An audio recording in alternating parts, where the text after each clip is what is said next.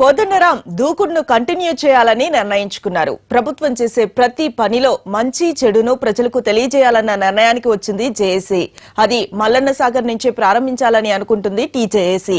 బాధితులు కోరుకుంటున్నది ఏంటంటే ప్రభుత్వం చేస్తున్నది ఏంటి అనే విషయాన్ని స్పష్టంగా వివరించాలని అనుకుంటున్నారు కోదండరాం. తెలంగాణలో ఇప్పుడు ప్రతిపక్షాల కంటే టీజేఏసీ ఎక్కువగా దూకుడుగా కనిపిస్తోంది. యూనివర్సిటీల సమస్యలు, విద్యారంగంలో మార్పులు అంశాలపై సెమినార్లు పెట్టి జనంలోకి వెళ్లాలనుకుంటోంది జేఏసీ. అంతకంటే ముందు మల్లన్న సాగర్ ముంపు బాధితులను ఆదుకోవడాన్ని ప్రధానాంశంగా తీసుకుంటోంది. ప్రాజెక్టుకు ఎవరూ వ్యతిరేకం కాదంటూనే ముంపు బాధితులకు న్యాయం చేయాలని డిమాండ్ వినిపిస్తోంది.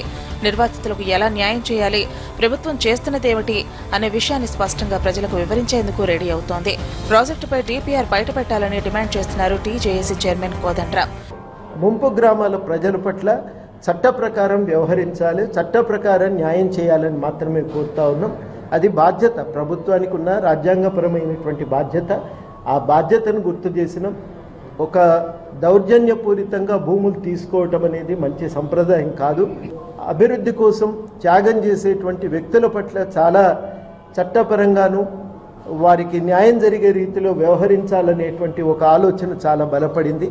ఆ రీతిలోనే మల్లన్న సాగర్ ముంపు గ్రామ ప్రజలతో కూడా వ్యవహరించాలని మేము కోరుతాము. ముంపు గ్రామాల బాధితులకు ప్రభుత్వం జీవో 123 అమలు చేస్తామంటోంది. కానీ భూసేకరణ చట్టాన్ని అమలు చేయాలని విపక్షాలతో పాటు టీజేఏసీ కోరుతోంది.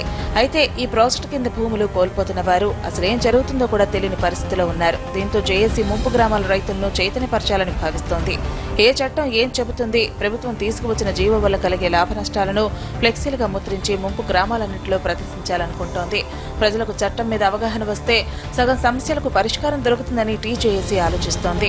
ముంపు గ్రామాల్లో ఓ సెమినార్ను కూడా నిర్వహించాలని భావిస్తోంది టీజేఏసీ. మొత్తానికి టీజేఏసీ చైర్మన్ కోదండరాం మెల్లమెల్లగా జనంలోకి వెళ్లాలని నిర్ణయించుకున్నారు. మొదటి 2 ఏళ్లు కొంత మౌనంగానే ఉన్నా ఇక తన వాదనకు బలం పెంచుకునే పనిలో పడ్డారు.